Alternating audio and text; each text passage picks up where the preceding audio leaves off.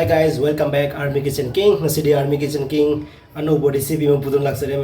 mayam gidam to ina ngasi pujari recipe asidi akoi yakhini chicken haiba ko yakhini chicken haiba de koi sangom ma keno da koi dahi da thongba keno ne ba chicken ne ko yakhini chicken ai je ado mayam yengmi na to chicken yakhini se kamana thong haiba do Army Kitchen King na mayam gidam ta koi gi maitai koi maitai kari ichinau mayam na kari gumba चादबो लेरगछु मयाम जुमदा try तौरगा चाबिनबा हाइदनो को मयाम गी तमोतैना असि रेसिपी सेमा सेमजाबनी मयाम थैंक यू सो मच मयाम यमिना सिको दोदी चिकन याकिनी कमाना थोंगा हाइबदो से चोखल लगे जे खांग थांगा चलगे कोई खांग थांगा लब मतुंग दको अखोगी चिकन से अइना चामथोलगा थम्मेबको चिकन से चिकन मपुम ममनी तुम केजी अमगी तुम चौराना केजी अमा राउंड फिगर दा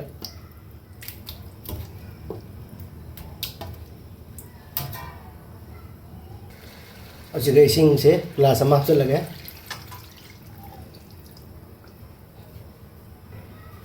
इसिंग हापा मतुंगदा जिक थुमगर हापगे जाइंगन चामच मखाय अमा हाफ टी स्पून अजि केनो से चिकन से फुटतोइनि को सिगा nga मुलल चिकन से फुटलगा मुरलने अब को जि अदो अजि चिकन से फुट के को नाम दुदि jadi huzik makum se hang doge khang se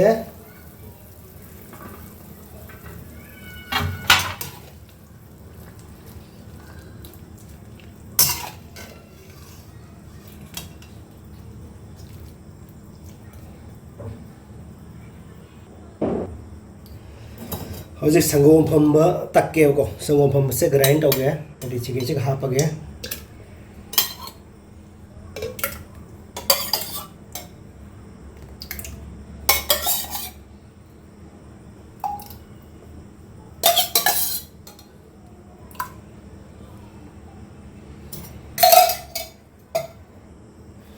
दुगी जेरुम अनीगी कोई मनुंगी अंगोबदो लौरे को असि खाप चले जी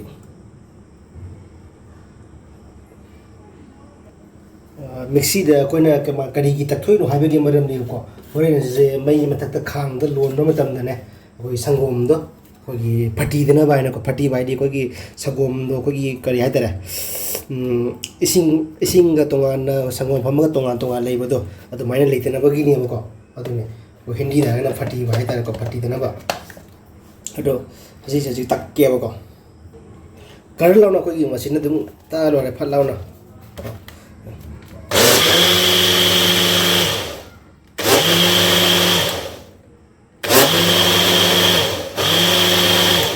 लो रे जाम कोई तक दो जा रहे फल लाओ ना मागी मिक्स हो लो रे बको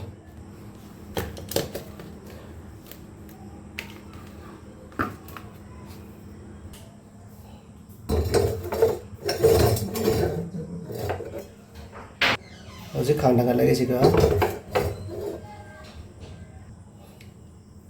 सिना असथाव को असथाव हापता बा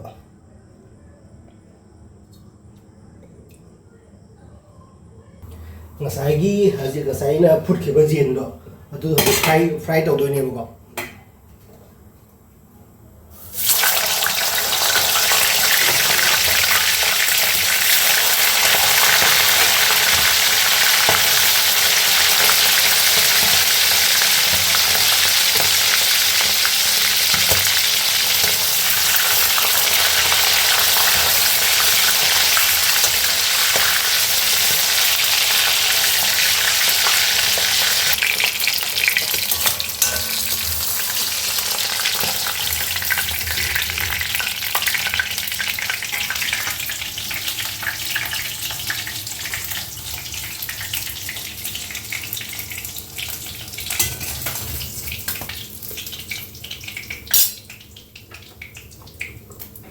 जेन मैम दो हजी कहीं फ्राई तौरे को फ्राई तौर से थमे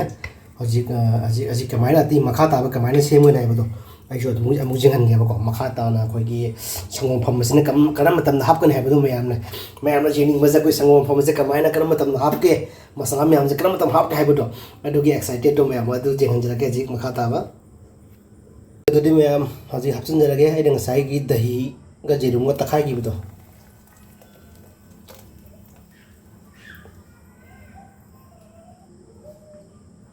ꯑꯗꯨ ꯃꯈꯥ ꯇꯥꯕꯗ ꯑꯩꯈꯣꯏꯒꯤ ꯙꯅꯤꯌꯥ ꯄꯥꯎꯗꯔ ꯆꯥꯃꯁ ꯑꯃ ꯑꯩꯈꯣꯏꯒꯤ ꯇꯤꯁꯄꯨꯟ ꯑꯗ ꯍꯧꯖꯤꯛ ꯍꯥꯞꯆꯤꯟꯖꯔꯒꯦ ꯀꯩꯅꯣ ꯁꯣꯝ ꯄꯥꯎꯗꯔ ꯆꯥꯃꯁ ꯑꯃ ꯑꯗꯨꯒꯤ ꯈꯤꯇꯪ ꯈꯥꯏꯕꯣꯛꯑꯝꯃꯒ ꯆꯥꯃꯁ ꯑꯃꯒ ꯃꯈꯥꯏ ꯇꯤꯁꯄꯨꯟ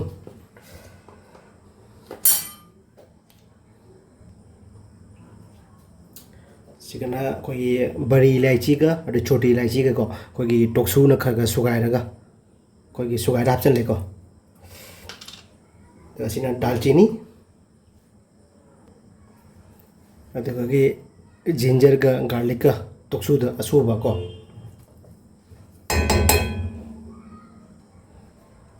ꯑꯗꯨ ꯍꯤꯡ ꯁꯤꯅ ꯆꯥꯃꯁ ꯃꯈꯥꯏ ꯑꯃꯈꯛ ꯀꯣ ꯌꯥꯝꯗꯦ ꯌꯥꯝ ꯍꯥꯞꯆꯤꯜꯂꯁꯨ ꯈꯥꯅꯤꯕ ꯍꯤꯡ ꯌꯥꯝꯅ ꯍꯥꯞꯄꯁꯨ ꯑꯩꯈꯣꯏꯒꯤ ꯍꯤꯟꯖꯥꯡꯗꯣ ꯈꯥꯅꯦꯕ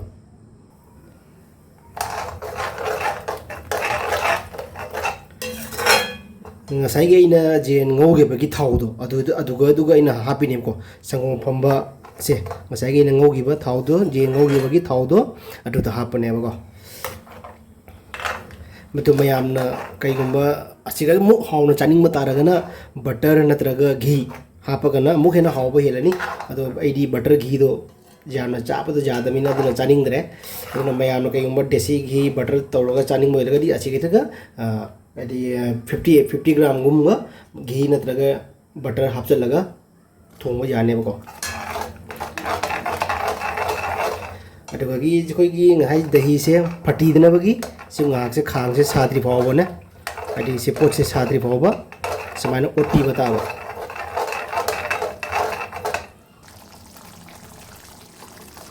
ꯍꯧꯖꯤꯛ ꯁꯧꯔꯦ ꯉꯁꯥꯏ ꯁꯪꯒꯣꯝ ꯐꯝꯕꯁꯦ ꯁꯧꯔꯦ ꯍꯧꯖꯤꯛ ꯃꯈꯥ ꯇꯥꯕꯗ ꯀꯔꯤ ꯇꯧꯅꯤ ꯍꯥꯏꯕꯗꯣ ꯑꯩꯈꯣꯏꯒꯤ ꯆꯤꯛꯀꯟ ꯍꯥꯞꯆꯤꯜꯂꯅꯤ ꯍꯧꯖꯤꯛ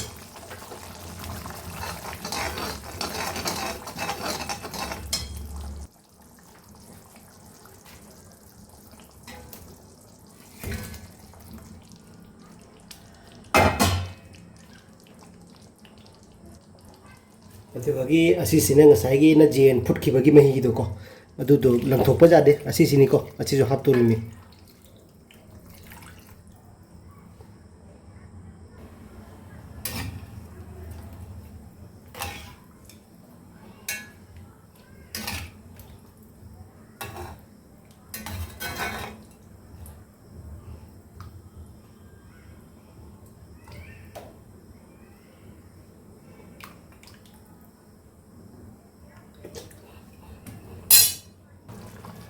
ꯍꯧꯖꯤꯛ ꯃꯈꯥ ꯇꯥꯕ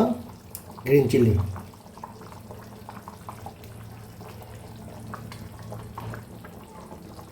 ꯍꯧꯖꯤꯛ ꯃꯈꯨꯝꯁꯦ ꯈꯨꯝꯖꯤꯜꯂꯒ ꯉꯥꯏꯍꯥꯛ ꯐꯨꯠꯀꯦ ꯍꯧꯖꯤꯛ ꯃꯈꯨꯝꯁꯦ ꯍꯥꯡꯗꯣꯛꯑꯒꯦ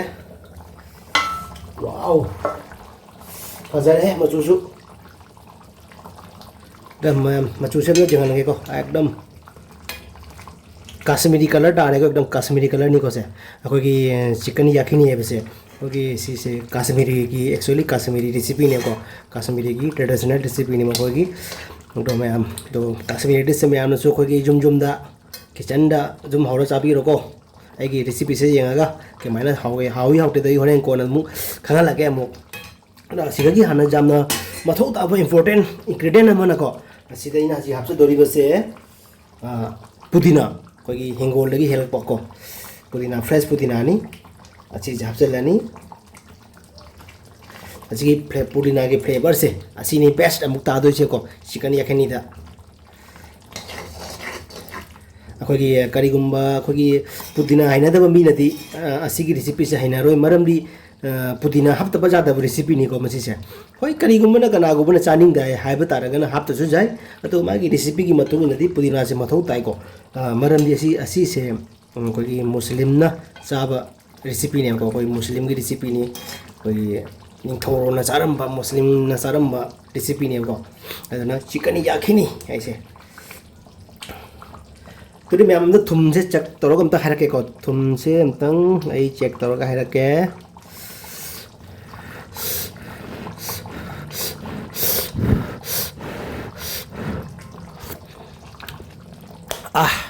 मज़ा आ गया